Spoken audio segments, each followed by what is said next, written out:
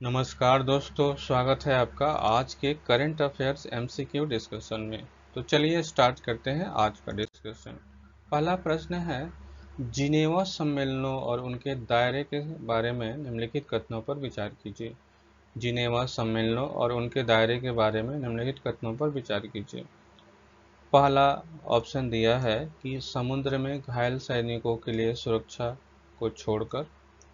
दूसरा ऑप्शन दिया है युद्ध के कैदियों के उपचार को कवर करता है। तीसरा ऑप्शन है नागरिकों को अमानवीय व्यवहार से बचाता है। उपयुक्त कथनों में से कितने सही हैं? तो ये केवल 2 सही हैं। इसकी व्याख्या देखते हैं। जिनेवा कन्वेंशन अंतर्राष्ट्रीय संधियों का एक समूह है जो युद्ध के दौरान मानवीय उपचार के लिए कानूनी मानक स्थापित करता है।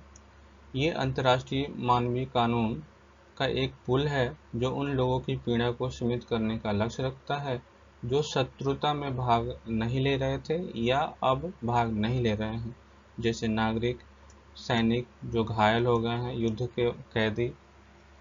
इसका पहला कन्वेंशन जो है वो आपको 1864 में पहला जिनेवा कन्वेंशन युद्ध के दौरान मैदान में घायल सैनिकों की सुरक्षा के लिए 1864 में अपनाया गया था। पहला जिनेवा कन्वेंशन 1864 में मैदान में घायल सैनिकों की सुरक्षा के लिए अपनाया गया था।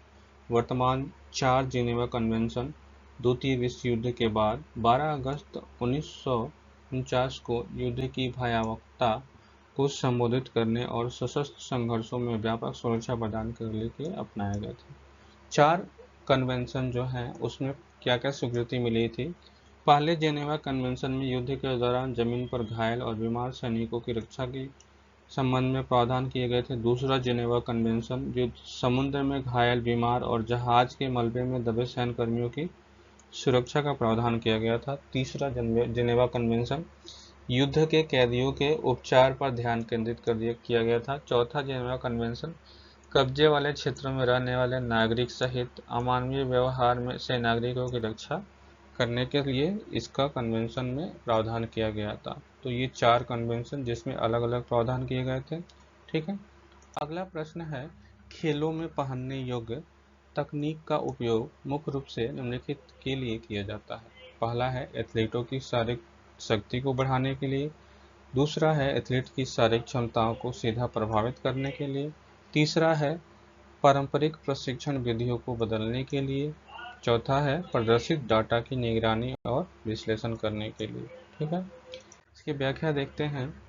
हाल ही में तकनीकी डोपिंग के बारे में काफ़ी सारी खबरें आई हैं। यहाँ प्रौद्योगिकी में प्रगत एथलीट के प्रदर्शन को उनकी प्राकृतिक क्षमताओं से परे बढ़ाया जा रहा है, जिससे संभावित रूप से अनुचित लाभ उनको मिल रहा है।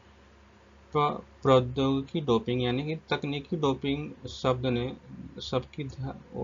सबका ध्यान आकर्षित किया है। ये जब फेमस हुआ, इसके पीछे कारण था कि जब नासा के साथ विकसित स्पीडो के LZR रेसर स्विमसूट ने 2008 में प्रतिबंधित होने से पहले 13 विश्व रिकॉर्ड बना लिए थे। पहनने योग्य तकनीक जिसका उपयोग अब दुनिया भर में लगभग 500 मिलियन लोग करते हैं, एथलीटों को प्रदर्शन में सुधार करने के लिए डेटा प्रदान करती है, लेकिन यह सवाल उठाती है कि क्या सुधार तकनीक के कारण है या प्लेसिबो प्रभाव के कारण है। उदाहरण के लिए नाइकी के पेपरफ्लाई जैसे नए रनिंग शूज जिन्होंने एलिउड किपचोगे को 2 घंटे की मैराथन रिकॉर्ड तोड़ने में मदद की, ने उनकी निष्पक्षता के बारे में बहस छेड़ दी है। अन्य जूतों से बेहतर प्रदर्शन करने के बावजूद उनकी श्रेष्ठता के सटीक बायोकेमिकल्स कारण अस्पष्ट हैं। तो ये आपको तकनीकी डोपिंग के बारे में है। आजकल तकनीक का उपयोग करके काफ़ी सारा मॉडिफिकेशन किया जा रहा है और उसको अनुचित लाभ लिया जा रहा है। तो इस संदर्भ में ये प्रश्न है। अगला प्रश्न है कि राष्ट्रीय संबंध एवं स्वास्थ्य सेवा व्यवसाय आयोग अधिनियम 2021 के अनुसार संबंध एवं स्वास्थ्य सेवा व्यवसायों में नया संस्थान स्थापित करने या प्रवेश क्षमता बढ़ाने से पहले क्या करना चाहिए? तो राज्य परिषद से अनुमति प्राप्त करनी चाहिए। ठीक है।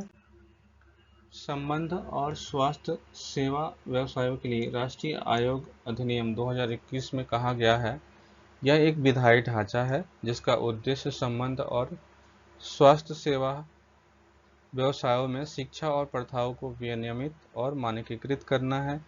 अधिनियम संबंध और स्वास्थ्य सेवा व्यवसायों के लिए राष्ट्रीय आयोग की स्थापना का प्रावधान करता है, जो नीतियों को निर्धारित करने, पेशेवरों का एक केंद्रीय रजिस्टर बनाए रखने, योग्यता में एकरूपता सुनिश्चित करने और पेशेवर आचरण की देखरेख करने के लिए जिम्मेदार होगा।